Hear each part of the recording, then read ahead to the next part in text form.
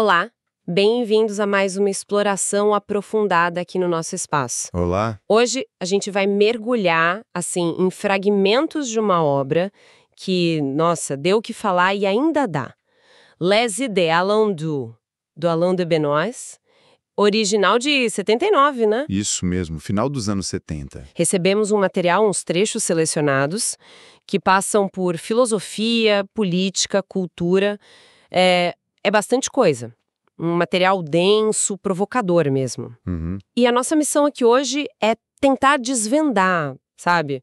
Os argumentos principais, os temas que saltam aos olhos nesses excertos. Certo. Vamos falar de identidade, de diferença, das críticas que ele faz a certas ideias modernas e dessa relação entre cultura e política. Tudo baseado só no que a gente tem aqui. Combinado. Então, bora começar essa análise. Vamos lá. E é bom situar um pouco, né? Esse livro ele aparece na França num período de muita efervescência intelectual. Tá ligado aquele movimento, a Nouvelle Droite? Ah, sim. Então, esses textos que a gente vai ver, eles refletem muito um esforço de definir posições, sabe? E de criticar o que o autor via como as ideologias dominantes da época. Tipo o quê, por exemplo? Principalmente o igualitarismo e o universalismo. E a gente vai ver como ele articula essas críticas nesses trechos específicos. Ok. Bom, começando então por um ponto que, pra mim, saltou logo de cara. A crítica bem forte ao igualitarismo. Sim, é central. O material sugere uma coisa meio contraintuitiva.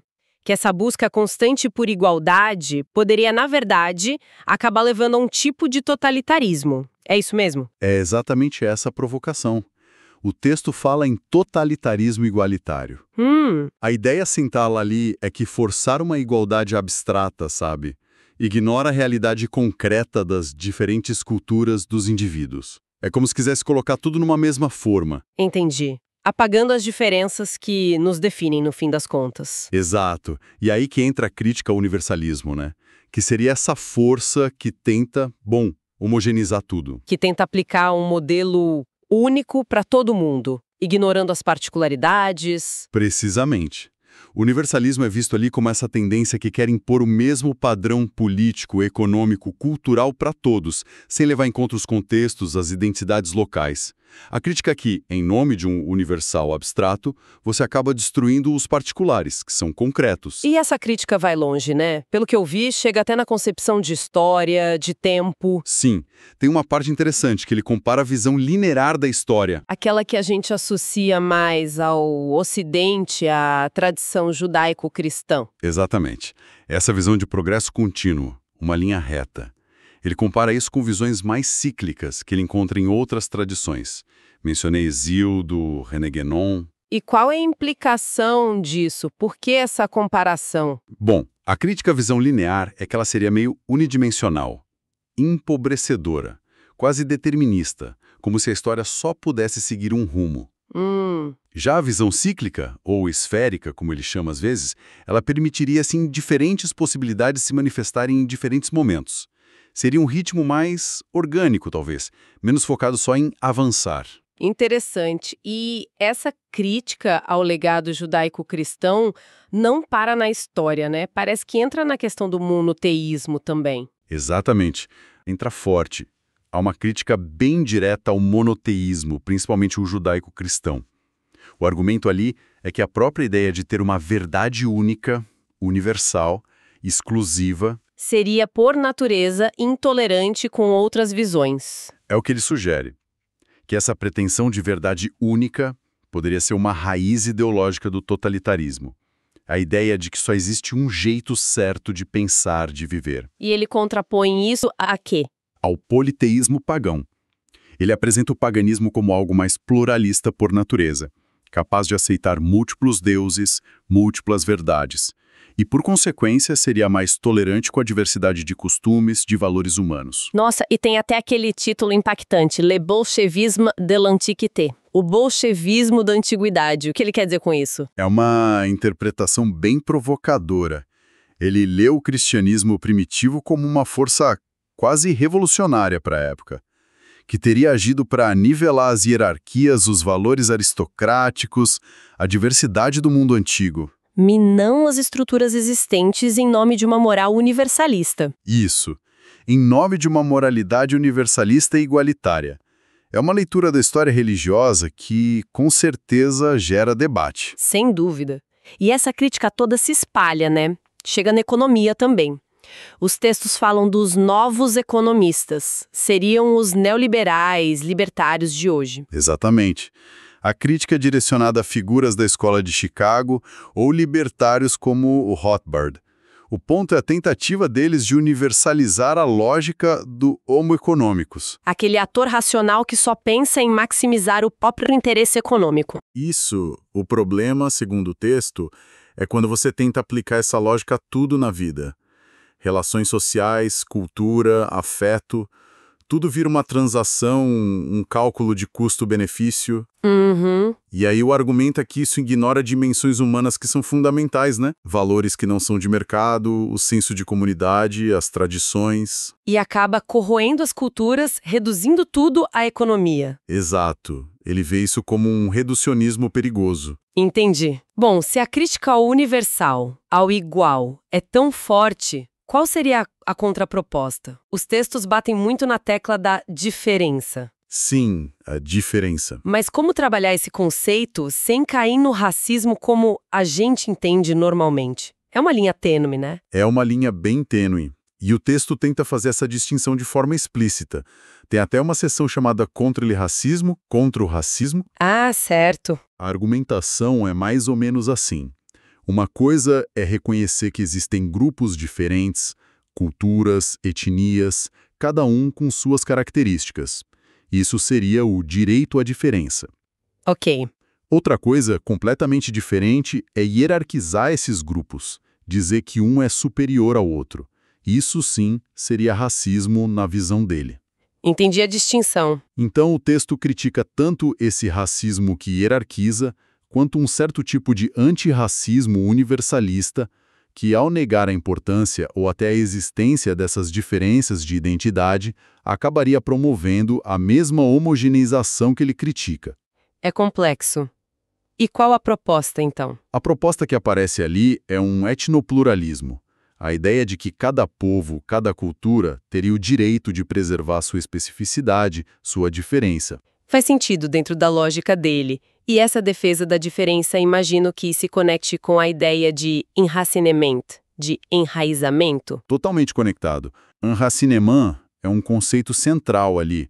É o oposto do universalismo abstrato, da homogeneização cultural que ele vê como marca da modernidade. Seria a importância das raízes, do pertencimento. Exatamente. A importância da identidade cultural, de pertencer a uma comunidade concreta, a uma história, a um território, a pátria mesmo, como espaço vital e cultural. Ele até menciona algo sobre imperativo territorial? Sim, menciona o Robert Argery, um etólogo.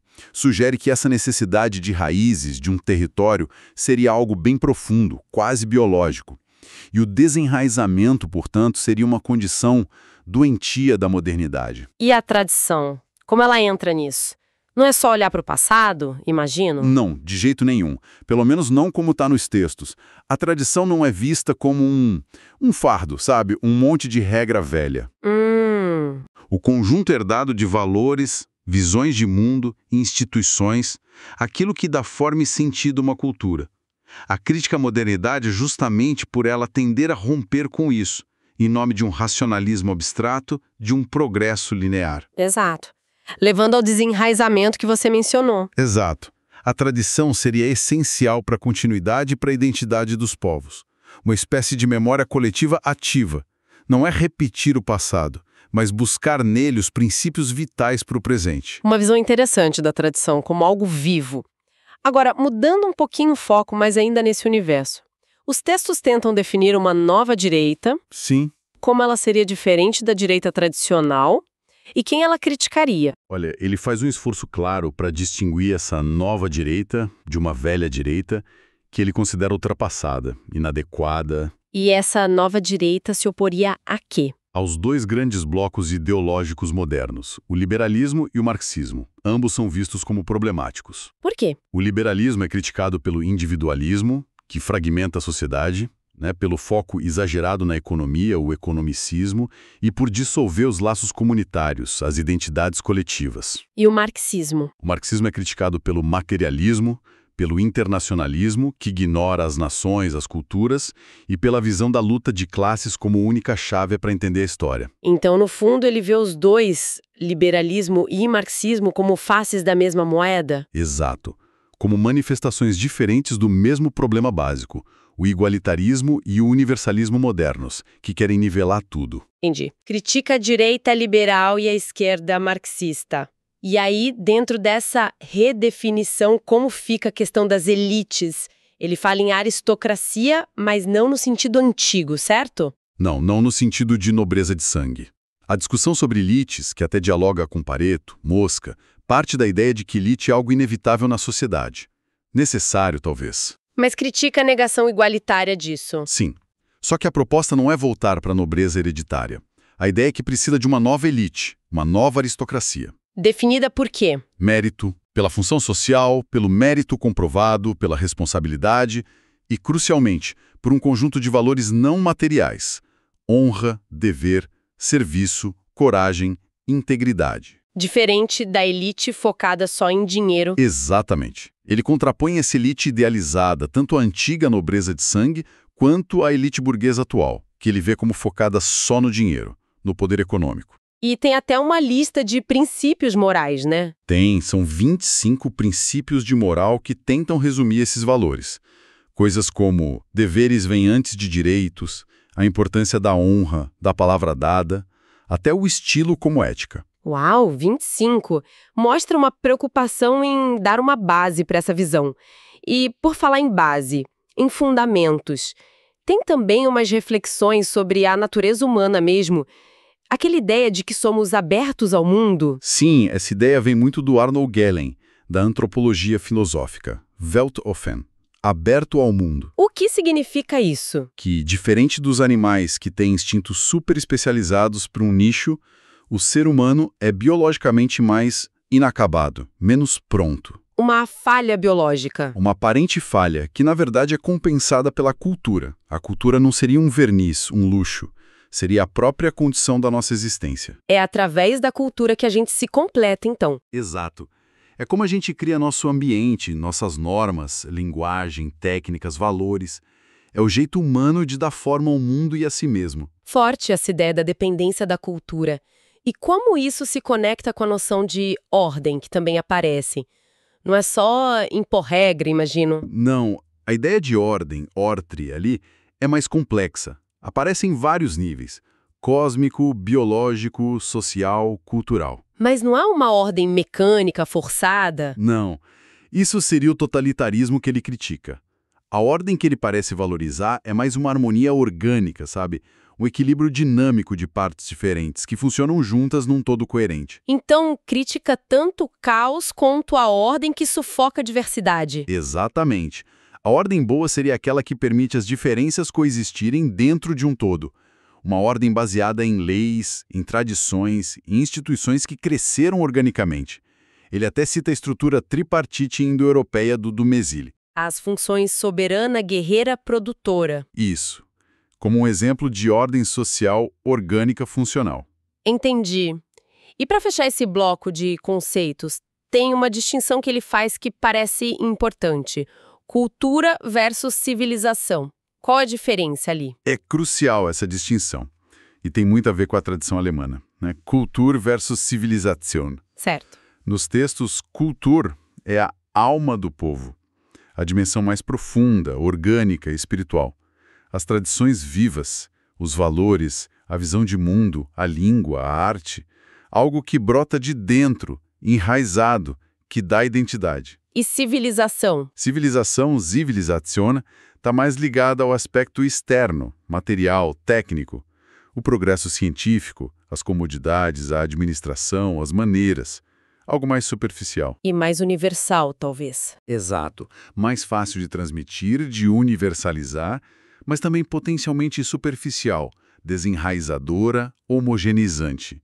O risco para ele é a civilização globalizada destruir as culturas locais. E ele valoriza a cultura com C maiúsculo. Claramente, a cultura como fonte de vitalidade, em oposição a uma civilização que uniformiza. Nossa, quanta coisa!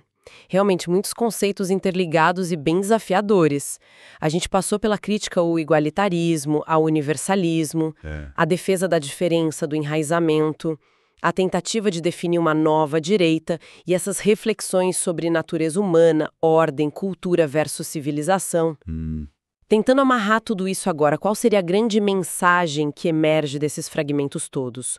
O fio condutor. Olha, o fio condutor parece ser uma rejeição bem profunda daquilo que o autor enxerga como as grandes forças niveladoras da modernidade. Niveladoras em que sentido? No sentido de apagar as particularidades, sejam elas ideológicas como liberalismo ou socialismo, religiosas como certas leituras do monoteísmo, ou econômicas, como a lógica do mercado total. Todas tenderiam a apagar as diferenças concretas. Exatamente. As diferenças entre povos, culturas e indivíduos, tudo isso em nome de um modelo abstrato que se diz universal. E a proposta contrária seria? Uma revalorização radical do diverso, do específico, do concreto, do enraizado, daquilo que dá identidade e diferenciação. Uma perspectiva que, lá em 79, devia ir bem contra a corrente, né? Com certeza.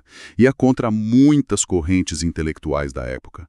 E, bom, ainda hoje gera debates bem intensos. Isso me leva a uma última provocação para quem está nos ouvindo.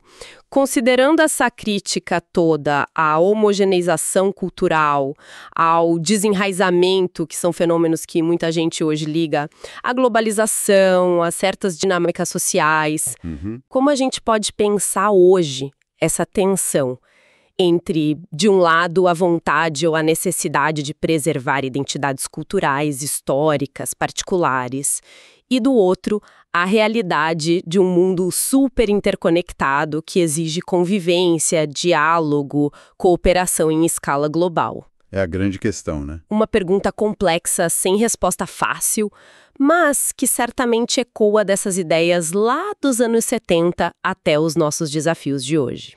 Fica aí pra gente pensar.